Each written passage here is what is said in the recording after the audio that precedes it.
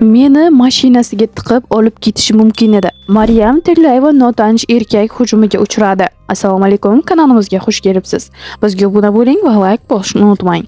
O'zbekiston birinchi prezidenti Islom Karimovning 27 yoshli nevarasi Maryam Tillayeva Arno Kosin bilan to'yga tayyorgarlik ko'rmoqda. Rossiyaning Stavka na Lyubov muhabbat garovi reality shousining ikkinchi mavsumi ishtirokchisi bo'lgan Maryam erkaklar bilan tanishishga qiziqmasa-da, ularning ba'zilari unga shilqimlik qilish haqida Voice nashriga so'zlab berdi. Yaqinda restoranga kechki ovqatga ketayotgan edim. Oyog'imda baland poshnali tufli. Ko'chada tansoqchisiz ketayotganimda bir kishi mashinasidan tushdi-da, "Yaxshi qiz, siz bilan tanishmoqchiman" dedi.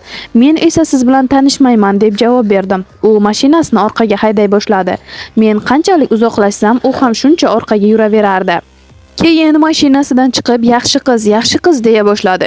Meni tushunmadingiz shekilli, tanishishni xohlamayman dedim. Shunda u qo'limdan ushlab oldi deydi Tillayeva. Maryam notanish kishiga baqirib qo'lini qo'yib yuborishni talab qilgan. Juda qo'rqib ketdim. O'shanda butun vujudimni titroq bosdi. Restoranga yetib keldim-u, lekin o'zimga kela olmay ancha vaqt qaltirab o'tirdim. Keyin nima bo'lishini bilmasam-da, meni mashinasiga sudrab tiqib, qayergadir olib ketish ham mumkin edi degan Instablogger. U dovdirab qolganini aytib, keyingi safar shunday vaziyat yuz bersa albatta politsiyaga qo'ng'iroq qilishini ta'kidlagan. Men Amerikada katta bo'lganman. U yerda ayol kishiga aytilgan oddiy maqtov ham shaxsiy chegaralarning buzilishi deb hisoblanishi mumkin. Bu yerda esa bir erkak mashinadan yugurib tushdi-da, ortimdan quvdi. Maryam shunga o'xshash yana bir voqeani eslatib o'tgan. Qo'shma Shtatlarda taksiga o'tirib yigitim bilan telefonda urushib ketayotgandim. Haydovchi meni tinchlantirmoqchi bo'lib qo'lini tizzamga qo'ydi. Men baqirib yubordim va meni yigitimning yoniga olib borib qo'yishini talab qildim. Yigitimga bu voqeani aytib haydovchi ustidan shikoyat qilishni maslahat berdi. Shunday qildim ham.